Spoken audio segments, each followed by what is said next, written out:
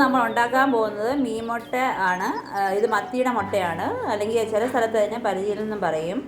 നമ്മളതിനെ ക്ലീൻ ചെയ്ത് ഒരു പാത്രത്തിലാക്കി വെച്ചിരിക്കുകയാണ്.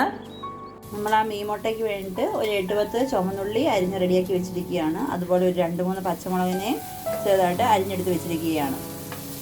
നമ്മളൊരു പാന് ഗ്യാസ് അടുപ്പ് വെച്ച് പാത്രം ചൂടായിരിക്കുകയാണ്. അതിലോട്ട് നമുക്ക് കുറച്ച് വെളിച്ചെണ്ണ ഒഴിച്ച് കൊടുക്കാം. നമ്മുടെ എണ്ണ നന്നായി ചൂടായിരിക്കുകയാണ്. നമുക്ക് ഇതിലോട്ട് കടുക് ഇട്ട് കൊടുക്കാം. നമ്മുടെ കടുകെല്ലാം നന്നായി പൊട്ടിയിരിക്കുകയാണ്. അതിലോട്ട് നമ്മൾ കരിയാപ്പില ഇട്ട് കൊടുത്തിരിക്കുകയാണ്. നമ്മൾ അതിലോട്ട് നമ്മൾ അരിഞ്ഞ് വെച്ചിരിക്കുന്ന കൊച്ചുള്ളിയും പച്ചമുളകും എല്ലാം കൂടെ ഇട്ട് കൊടുത്തിരിക്കുകയാണ്. അതെല്ലാം കൂടെ നന്നായി നമുക്ക് വഴറ്റാം.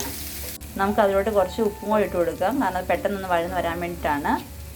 നമ്മുടെ സവോളയെല്ലാം നന്നായിട്ട് വഴറ്റി എടുത്തിരിക്കുകയാണ്. ഇനി നമുക്ക് അതിലോട്ട് കുറച്ച് മഞ്ഞൾപ്പൊടി ഇട്ട് കൊടുക്കാം, കുറച്ച് മല്ലിപ്പൊടി ഇട്ട് കൊടുക്കാം, കുറച്ച് മുളക് പൊടിയും അതിലോട്ട് ഇട്ട് കൊടുക്കാം. അതിലോട്ട് സ്വല്പം കുരുമുളക് പൊടിയും കൂടെ നമ്മൾ ഇട്ട് കൊടുക്കുകയാണ്. ഇതെല്ലാം കൂടെ നമ്മൾ ഇളക്കി നന്നായിട്ട് ഇതെല്ലാം കൂടെ ഒന്ന് മൂപ്പിച്ചെടുക്കാം. നമുക്ക് ഇവിടെ പൊടികളെല്ലാം കൂടെ നന്നായിട്ട് മൂത്ത് വന്നിരിക്കുകയാണ്. ഇനി നമുക്ക് അതിലോട്ട് കുറച്ച് തേങ്ങ ഇട്ട് കൊടുക്കാം. നമ്മൾ ആവശ്യം തേങ്ങ എല്ലാം കൂടെ ഇട്ട് കൊടുത്തിരിക്കുകയാണ്. ഇനി അതെല്ലാം കൂടെ നന്നായിട്ടൊന്ന് നമുക്ക് മിക്സ് ചെയ്യാം.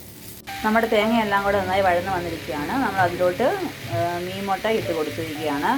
ഇനി അതിനെ നമുക്ക് ശരിക്കെല്ലാം കൂടെ നന്നായിട്ട് മിക്സ് ചെയ്യാം. നമ്മുടെ അതിലോട്ട് ആവശ്യത്തിന് ഉപ്പിട്ട് കൊടുക്കാം. എന്നിട്ട് ഇതെല്ലാം കൂടെ നന്നായിട്ട് ഒന്ന് മിക്സ് ചെയ്യാം. ഇനി അത് കുറച്ച് വേവാനുണ്ട്. സോ നമുക്ക് അതിലോട്ട് കുറച്ച് വെള്ളം ഒഴിച്ച് കൊടുക്കാം.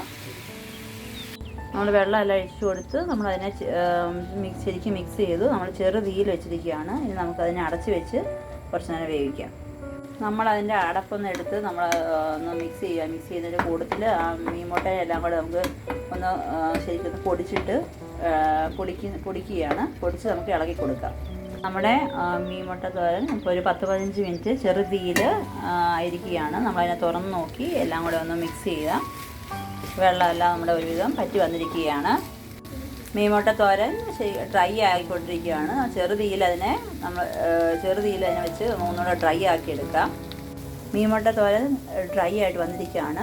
ഇനി നമുക്ക് ആവശ്യത്തിൽ അതിലോട്ട് കരിയാപ്പില ഇട്ട് കൊടുത്തുകൊണ്ട് നമുക്ക് ഗ്യാസ് ഓഫ് ചെയ്യാം.